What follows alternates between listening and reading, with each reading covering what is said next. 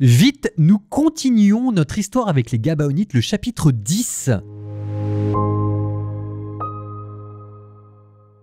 Or, Ardoni-Sédec, roi de Jérusalem, apprit que Josué s'était emparé de Haï et l'avait voué à l'anathème, qu'il avait traité Haï et son roi comme il avait traité Jéricho et son roi, et que les habitants de Gabaon avaient fait la paix avec Israël et habité au milieu d'eux.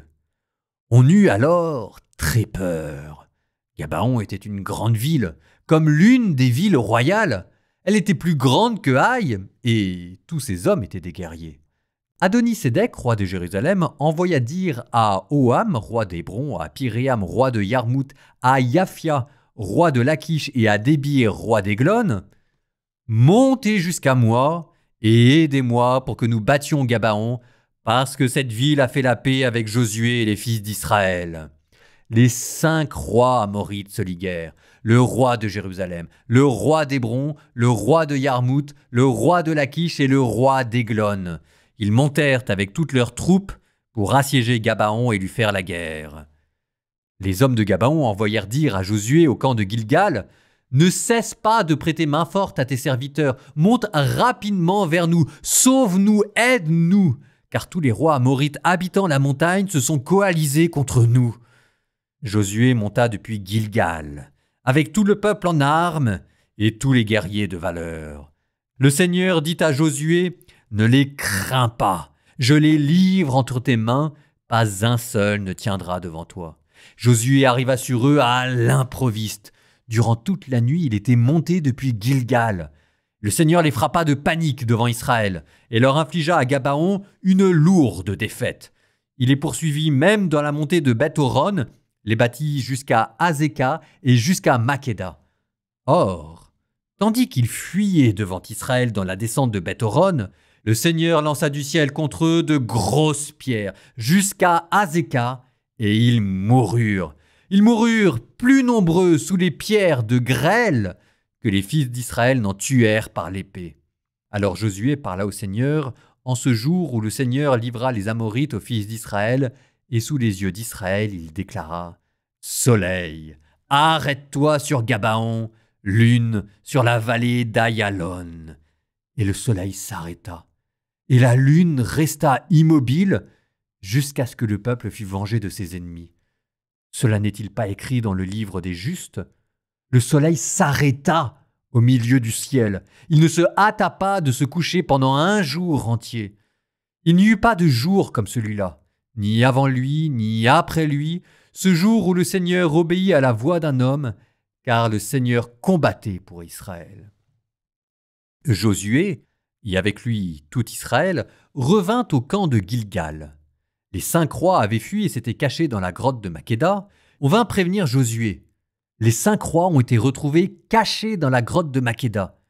Josué dit, « Roulez de grosses pierres à l'entrée de la grotte et postez près d'elle des hommes pour les garder.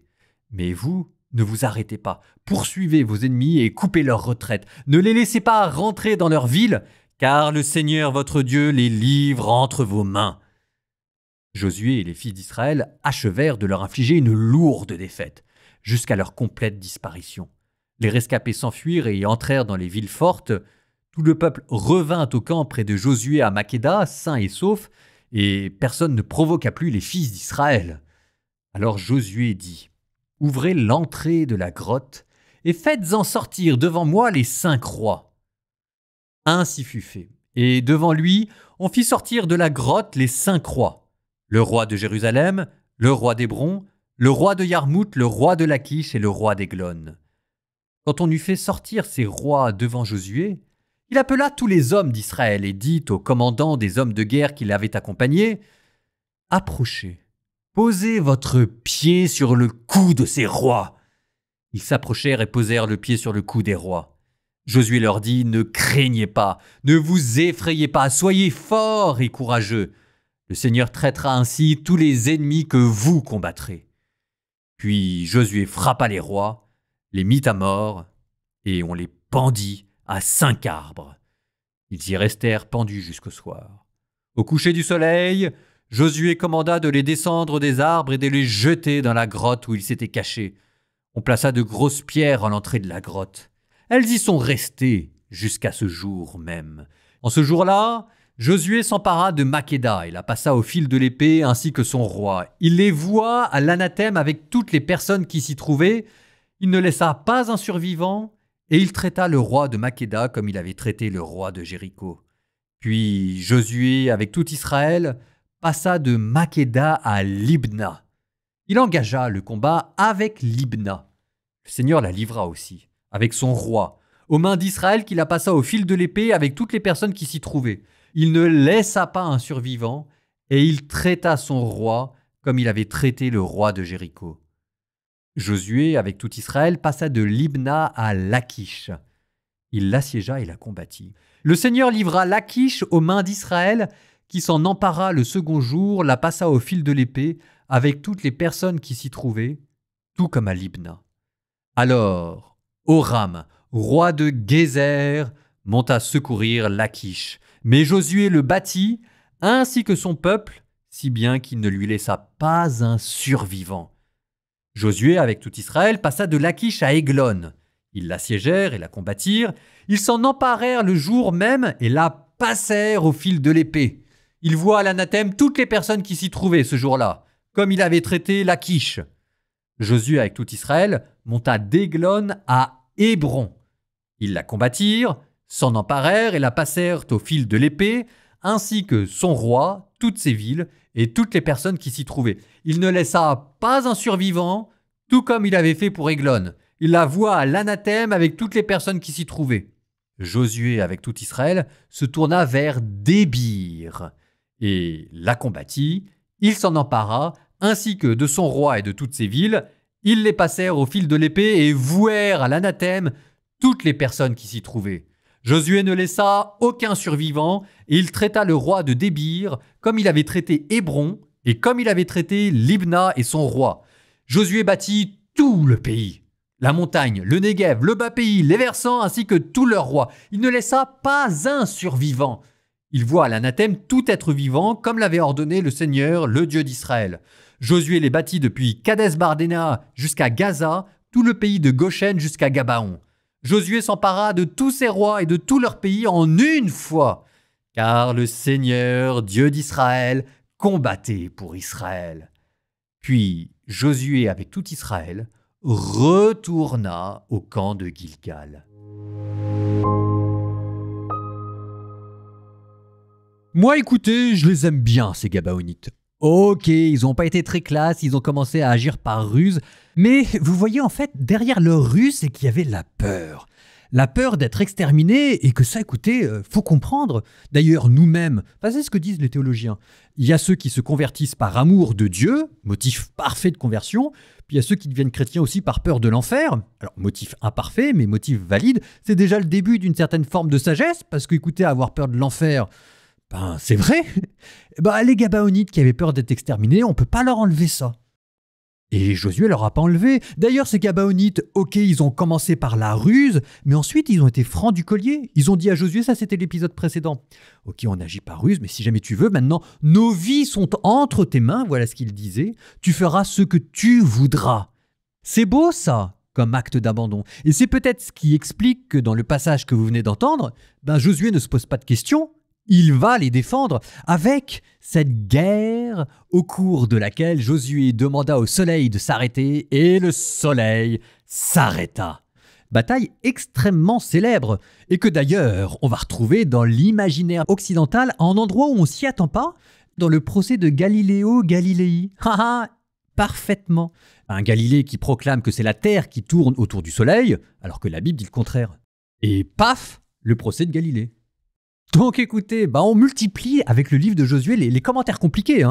On oublie 2 secondes l'anathème, le droit de la terre, puis maintenant on ouvre un dossier compliqué, les relations entre science et foi, parce que c'est exactement sur ce passage-là que cette question s'est posée dans la tradition occidentale.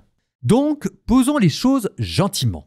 Pour nous chrétiens, il y a 2 modes par lesquels Dieu révèle sa parole et sa volonté. Il y a la révélation naturelle et il y a la révélation surnaturelle. Et ça vous donne en théologie ce qu'on appelle la théorie des 2 livres.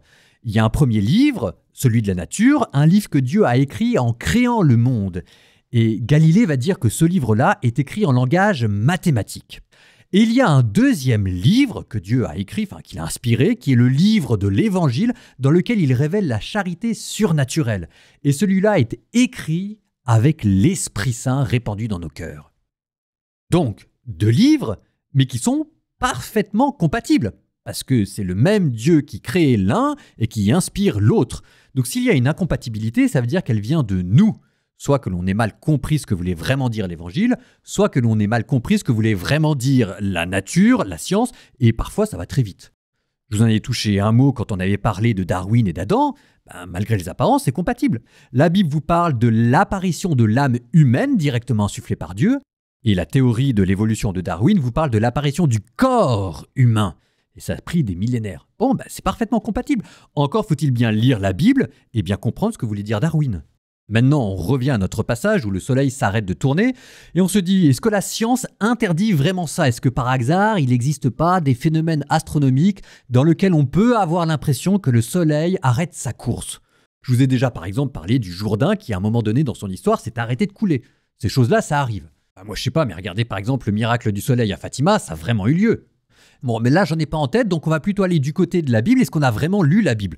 Première question, est-ce qu'il est essentiel à la révélation divine que le soleil s'arrête vraiment pendant un instant? La réponse est non.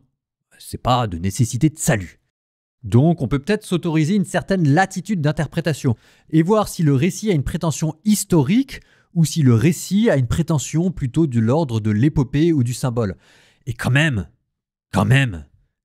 dans le livre de Josué, il y a la prétention historique, Jéricho qui était déjà détruit, Haï qui était déjà détruite. Bon, on est peut-être plutôt du côté de la réécriture de l'histoire que du côté du reportage de guerre. Ici, le but de ce récit, c'est de vous dire que celui qui vous donne la victoire, c'est Dieu, et que la force de votre armée n'est rien en comparaison des miracles que Dieu peut faire pour vous, et que même le cosmos entier participe à la glorieuse libération des enfants d'Israël, comme le dira plus tard saint Paul. Elle est là la pointe du récit. Quand je vous dis ça, si vous voulez, pour les exégètes du temps de Galiléo Galilei, c'était déjà admis. Si Galiléo Galilei a été condamné, c'est parce que, mon Dieu, il avait un caractère de cochon insupportable. Il s'est mis tout le monde à dos. Il était mais insupportable. Mais vraiment. Bon, ça n'empêche pas qu'on n'aurait pas dû le condamner, mais enfin, il a tout fait. Enfin, il s'est foutu tout le monde à dos, même son meilleur pote de l'époque qui était le pape. Bon, enfin, ça, c'est une autre histoire. Toujours est-il que mon point est le suivant. La science, c'est la science. La Bible, c'est la Bible. Ça parle pas de la même chose. La science vise à décrire les phénomènes. La Bible vise à vous parler du salut à travers l'Esprit Saint et la charité. Mais entre les deux, ça veut pas dire que c'est incompatible. Ça veut simplement dire qu'on a un cerveau et que c'est pas simplement avec son cœur que l'on médite la Bible, c'est aussi avec notre tête. Nous terminons par une prière. Au nom du Père et du Fils et du Saint-Esprit. Amen. Seigneur éternel et tout-puissant, nous élevons nos cœurs pour te rendre gloire et te remercier pour ta beauté et ta création. Chaque étoile qui brille dans le ciel, chaque fleur qui éclot, chaque souffle de vie témoigne de ton amour et de ton génie infini. Tu es l'architecte de l'univers. Tu as donné les doigts parfaits à la nature et tu veilles avec tendresse sur chaque créature. Nous te prions, Seigneur, pour tous ceux qui, face aux merveilles de la science, ne parviennent pas à te reconnaître. Ouvre leur cœur et leur esprit. Seigneur, nous te prions pour eux et nous te prions pour tous ceux qui cherchent la vérité. Et vous, que le Seigneur vous bénisse et vous garde, le Père, le Fils et le Saint-Esprit.